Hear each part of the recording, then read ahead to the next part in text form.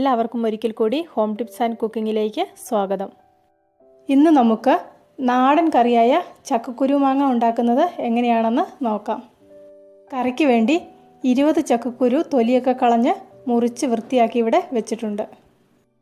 പെട്ടെന്ന് വെന്ത് കിട്ടുന്നതിന് വേണ്ടി ഇത് കുക്കറിലാണ് വേവിച്ചെടുക്കുന്നത്. അതിനായിട്ട് ഇത് കുക്കറിലേക്കിട്ട് കുറച്ച് വെള്ളവും ഉപ്പും കൂടി ചേർത്ത് കൊടുക്കാം. ചക്കക്കുരു ഇവിടെ നന്നായിട്ട് വെന്ത് വന്നിട്ടുണ്ട്.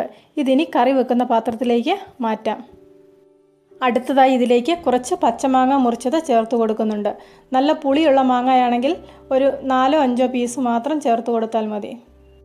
കുറച്ച് വെള്ളവും ഉപ്പും കൂടെ ചേർത്ത് അടുപ്പത്ത് വെച്ചിതൊന്ന് വേവിച്ചെടുക്കാം. അടുത്തതായി ഇതിലേക്ക് ചേർക്കുന്ന സാധനങ്ങൾ എന്തൊക്കെയാണെന്ന് നോക്കാം. 1/4 കപ്പ് തേങ്ങ ചെരുകിയത് എടുത്തിട്ടുണ്ട്.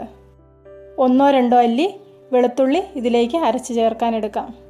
3 കാന്താരിമുളകാണ് ഇവിടെ അരയ്ക്കുന്നതിന് വേണ്ടി എടുത്തിരിക്കുന്നത്. ഇതിന് പകരം 2 പച്ചമുളക് എടുക്കാവുന്നതാണ്. കടുക് പൊട്ടിക്കുന്നതിന് വേണ്ടിയാണ് 2 വറ്റൽമുളക് ഇവിടെ എടുത്തിരിക്കുന്നത്. കുറച്ച് കറിവേപ്പില, ചെറിയ ഉള്ളി, 1/2 ടീസ്പൂൺ ജീരകം, 1/2 ടീസ്പൂൺ മഞ്ഞൾപ്പൊടി. ഇത്രയും സാധനങ്ങളാണ് ചക്കക്കുരു മാങ്ങ കറിക്ക് വേണ്ടി ഇവിടെ എടുത്തിരിക്കുന്നത്. വറ്റൽമുളകും ചെറിയ ഉള്ളിയും ഒഴിച്ചുള്ള ബാക്കി ചേരുവകളെല്ലാം കുറച്ച് വെള്ളമൊഴിച്ച് മിക്സിയിൽ നന്നായിട്ട് അരച്ചെടുക്കാം. ഈ സമയമാകുമ്പോഴേക്ക് ചക്കക്കുരുവിൻ്റെ കൂടെ ഇട്ട മാങ്ങയൊക്കെ വെന്ത് റെഡിയായിട്ടുണ്ടാവും.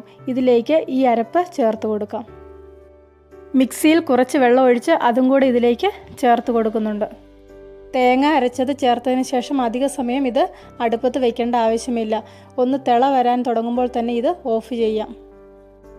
ഈ സമയം ആവശ്യമെങ്കിൽ കുറച്ച് ഉപ്പും കൂടെ ചേർത്ത് കൊടുക്കാം. കറി ഇവിടെ തിളയ്ക്കാൻ തുടങ്ങിയിട്ടുണ്ട്. ഇതിനി അടുപ്പത്ത് നിന്ന് മാറ്റാം. ഇനി ഇതിലേക്ക് കടുക് വറുത്ത് ചേർക്കാം.